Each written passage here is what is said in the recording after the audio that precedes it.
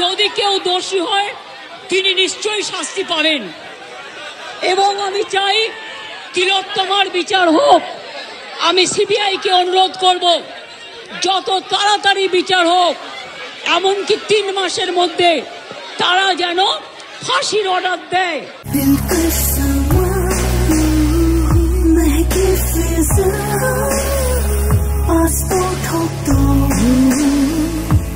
Monet Passport, French artistry in perfumes. Never let go. আমি একটা সিবিআইকে অনুরোধ করব আপনাদের প্ল্যাটফর্মে বসে, আর আপনাদের কাছে আবেদন জানাবো আমাকে একটু সময় দিন, আমি ব্যাপারগুলো নিয়ে আমি চিন্তা ভাবনা করব। যদি আপনাদের আস্থা ভরসা আমার উপর থাকে আমি কথা বলে সিদ্ধান্ত, অন্তত যদি কাউকে দোষী পাই আমি নিশ্চয়ই নেব। হ্যাঁ, নিশ্চয়ই জাস্টিস হবে। সিবিআই এর কাছে যান, বলুন তিলোত্তমা কেসে জাস্টিস হোক।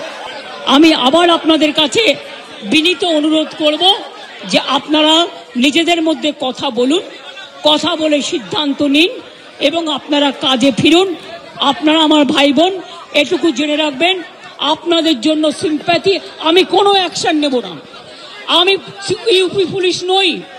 ওরা এসমা জারি করেছিল, ওরা 6 মাস মনে রাখবেন স্ট্রাইক র্যালি বন্ধ করে দিয়েছিল। আমি এসব করব না। আপনারা নিশ্চিন্ত থাকুন, কোনো ডাক্তারের বিরুদ্ধে, কোনো কারো বিরুদ্ধে কোনো অ্যাকশন নেবার আমি বিরুদ্ধে। সুপ্রিম কোর্টে কেস চলছে, মনে রাখবেন 17 তারিখেও ডেট আছে। আমি চাই না আপনাদের কোনো ক্ষতি হোক।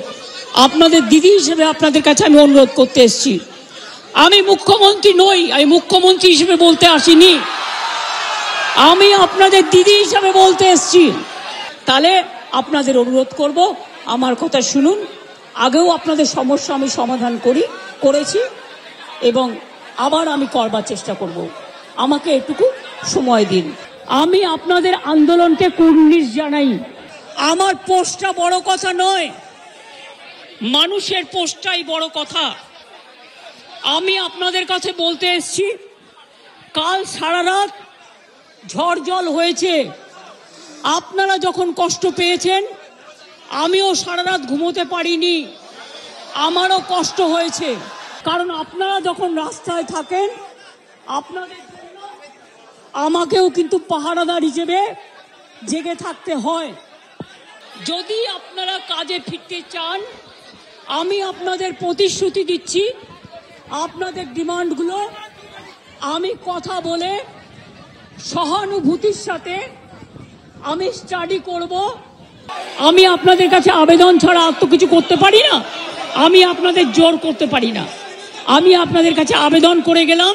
আমি এসেছি তার কারণ আমি মনে করি আপনাদের কাছে আসা মানে এটা নিজেকে ছোট করা নয়, এটা নিজেকে বড় করা। আমার এটা লাস্ট চেষ্টা আপনাদের জন্য করে গেলাম। বাদ বাকিরা যদি আমার উপর ছেড়ে দেন আপনারা জাস্টিস পাবেন, আপনারা ইনজাস্টিস হবে না, এটুকু আমি বলতে পারি।